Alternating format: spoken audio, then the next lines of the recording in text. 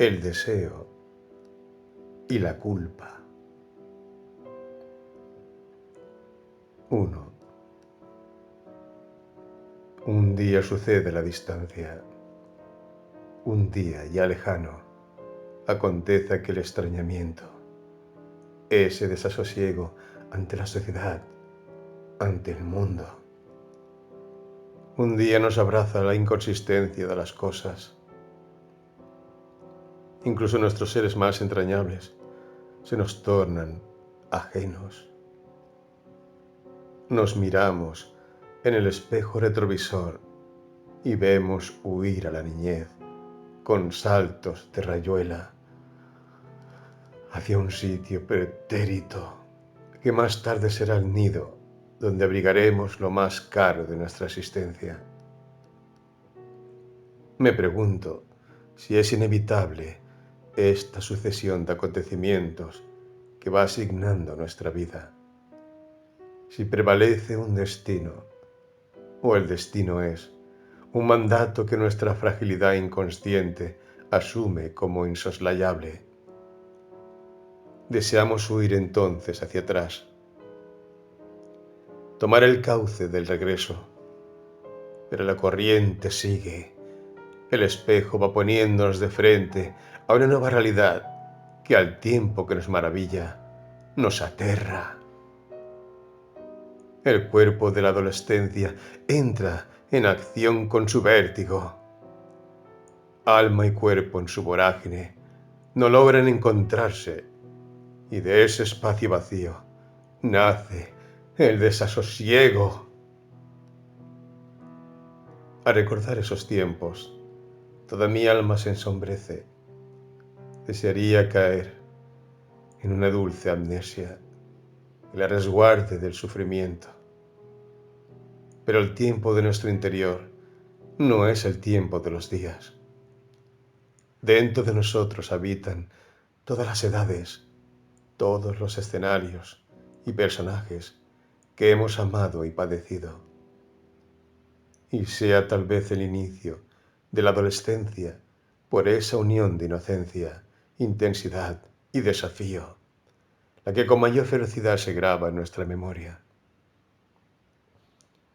Y llegar los tiempos del deseo, ese legítimo deseo históricamente bastardeado, llevado a la celda de los pesares, al sitio de la culpa y la vergüenza. Ese tan salvaje como frágil estado que nos despierta el reconocimiento de una nueva identidad, el cuerpo sexual. Y allí, donde nace el origen de la vida, Tánatos nos dice, se inicia el origen del pecado, y en esa criatura que aún somos, el Dios del castigo y la virtud incorporado por siglos en el inconsciente colectivo, nos observa con gesto severo. Y entonces empezamos a temer. Buscamos la oscuridad, el alejamiento para saciarse cuerpo del pecado. Buscamos respuestas y recibimos silencio.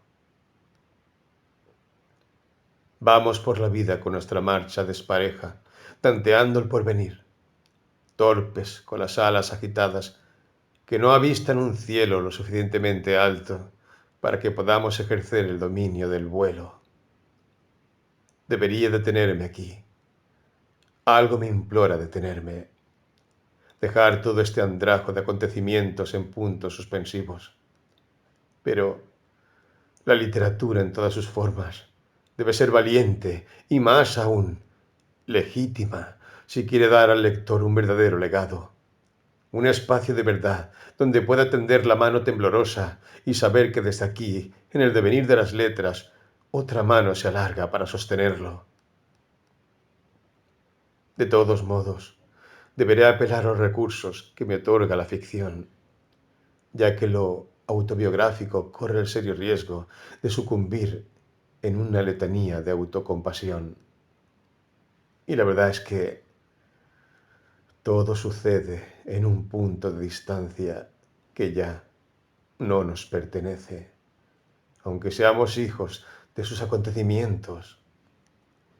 Y el sueño de la princesa en la sillita de pana verde se vio súbitamente eclipsado. La candidez resbala en la aparición del deseo ajeno.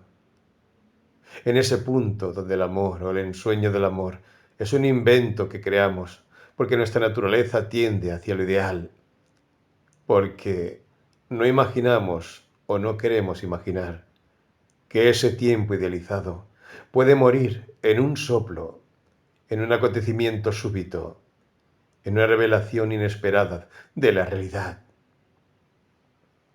Y nuestro cuadro se ensombrece y callan las voces de bienaventuranza, estrellándose contra el cuerpo de lo existente.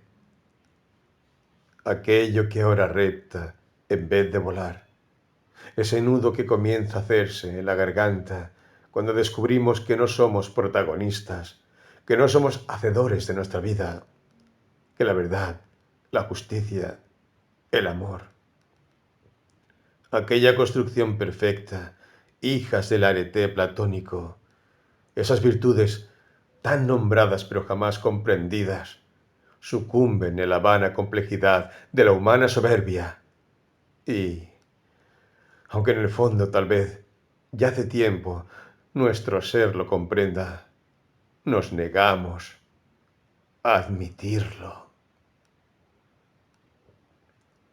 2.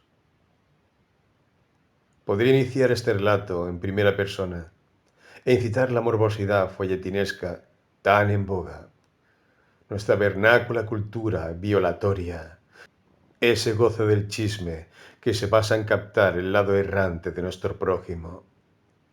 Pero he elegido la variante de una pintura, una pincelada de azul donde late los colores de la pena.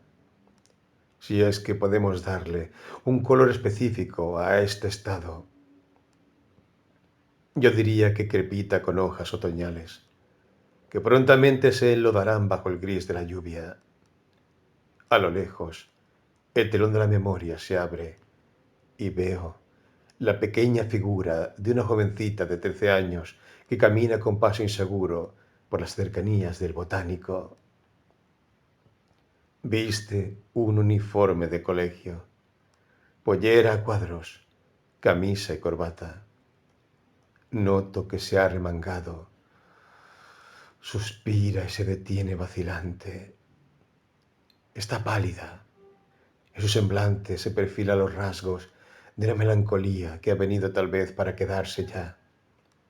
Mientras su rostro, aún de niña, trata de espantar a esa parca azulina que todo lo cubre y le angosta el pecho. Por lo que parece, la joven está en vísperas de algo. Puedo notarlo porque mira su reloj y se ensombrece. Antes se ha detenido varias veces, mirando hacia atrás, como quien piensa en huir o regresar, quién sabe a dónde. Y son muy pocos 13 años para entender ciertas cosas.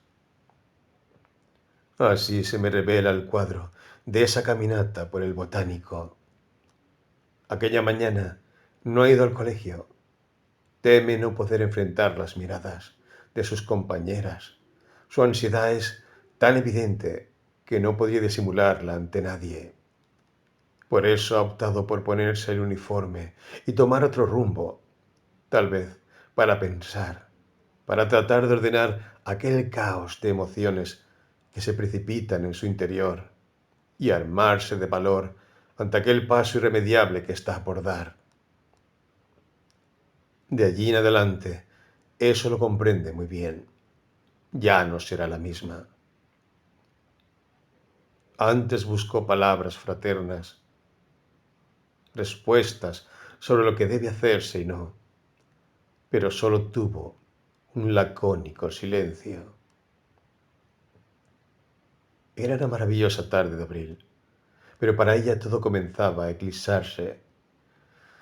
Sentía que aquel día, esas moreras que tiempo atrás fueron la delicia de sus primeros sueños, esa diafanidad que vestía el cielo con cometas infantiles, la nobleza de ese inicio de otoño, con sus árboles aún verdes pero ya dorándose en la abdicación de sus hojas. Todo aquello que en otros tiempos le era caro y familiar y le henchía el pecho de aromas y brisas prometedoras, de algún modo se alejaba, se tornaba hostil, ya no le pertenecía. La angustia la poseía. Caminaba ahora sobre una nube, en el inicio inenarrable del pánico. Tenía los ojos empañados. No podía evitar esas lágrimas que avizoraban una especie de despedida. La cita era a las 4 de la tarde. Él le había dicho el día anterior, después de entregarle un pequeño collar con su inicial y abrazarla con ternura. Se lo había aclarado con un lenguaje algo trillado, no exento de cierta cursilería. Que era indispensable consumar el acto, que cuando dos personas se aman es natural, que por otro lado ella había querido ser su novia y que él, a su edad, si bien la había elegido comprendiendo que era muy joven, aún así necesitaba una mujer.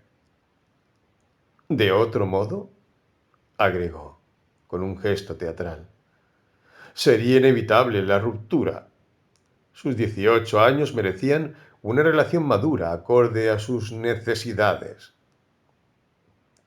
Aquel muchacho, con el ceño ya marcado, que le daba un aire grave, que lo hacía parecer mayor de lo que era, hablaba con tanta precisión que a ella le pareció un acto de impertinencia infantil contradecir sus palabras.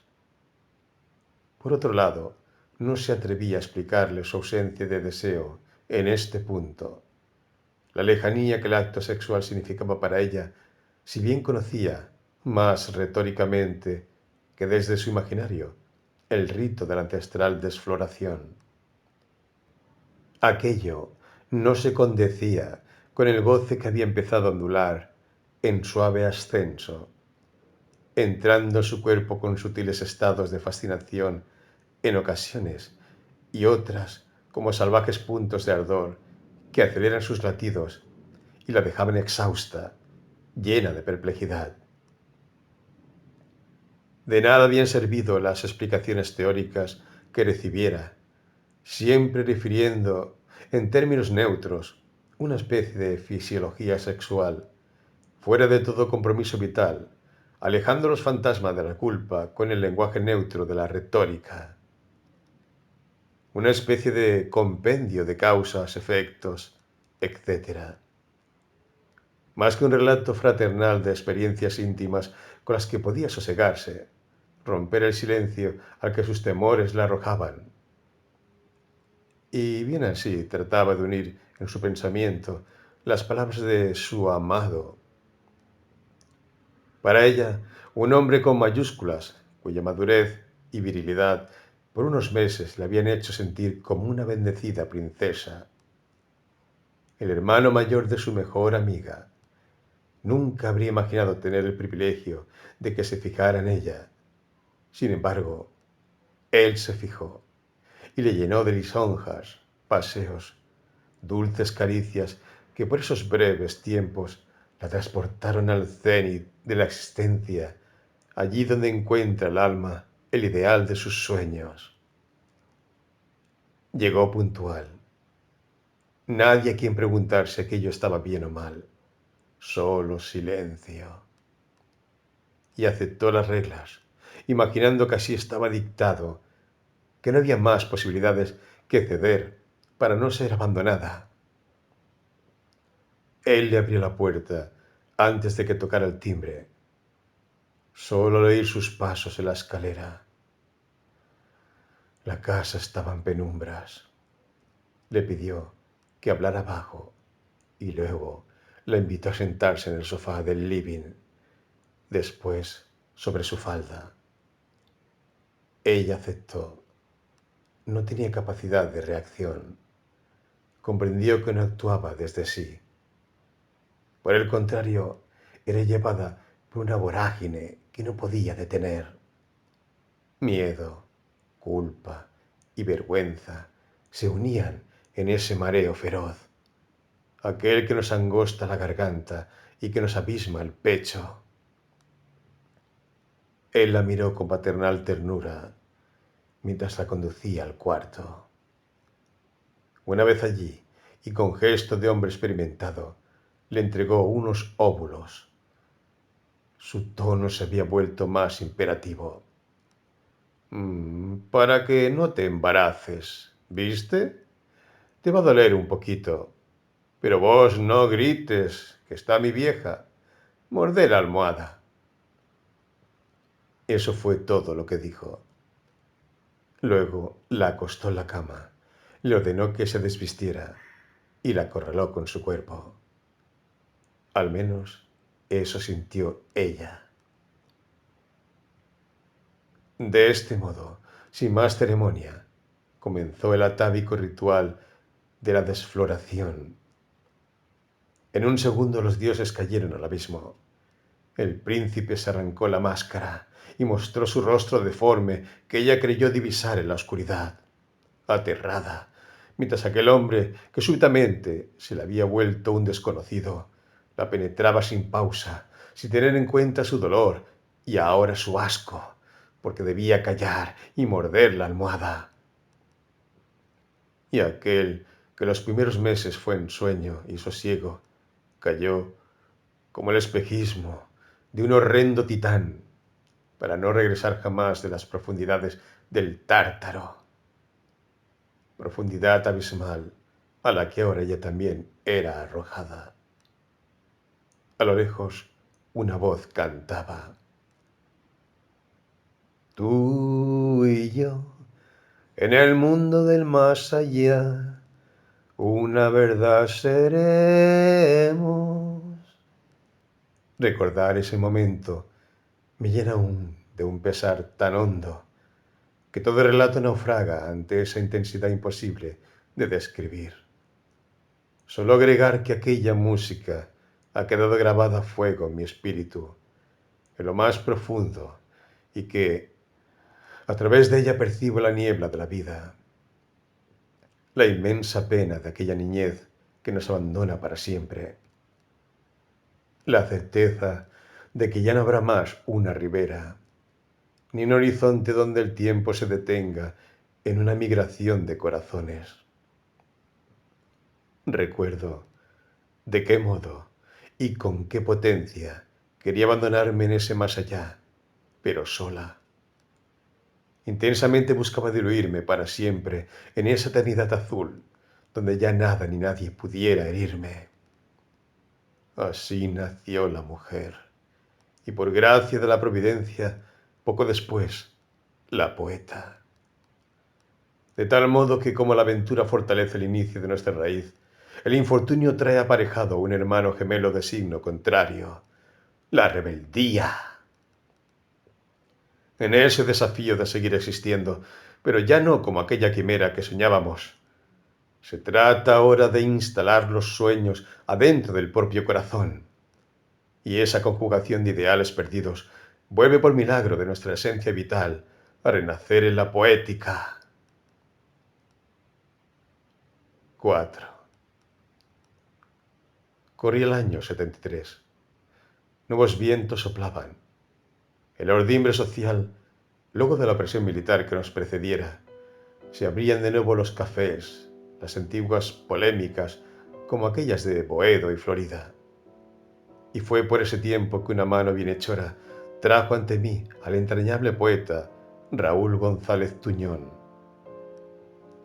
Estaba en casa de mis padres. Tímidamente le leí mi primer poema adolescente, que iniciaba así: Saber qué es la existencia, saber la esencia del sueño, saber que mi mente muere en una hoja de misterio. He aquí el infortunio calando en lo hondo, abriéndose paso a la interrogación de todas las cosas. Raúl me miró largamente y me dijo con voz pausada y en la que adiviné una controlada emoción: Nunca, pero nunca dejes de escribir. Ese es tu destino. Entonces recordé las palabras de Neruda: Me sepulté y entonces escribí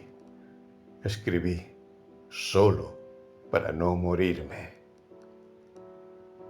Hoy tengo en mis manos aquel libro que me dedicó después de decretar amorosamente mi destino. Rumbo a las islas perdidas. Ahí, con delicada caligrafía dice: a Marta, en la gran aventura de la poesía y el futuro. Y aquellas dos palabras fueron el pilar de mi salvación. Las vicisitudes de mi transcurrir no pudieron con el férreo estampido de aquel destino que se lanzó como una llama inextinguible. Por encima de todo, como sucede con el sobreviviente, está el canto. Más allá de la vejación, late la belleza del espíritu renaciendo. Por sobre toda segregación, oprobio y pesar, el sobreviviente se yergue sobre su tumba con la eterna potestad de un ave fénix.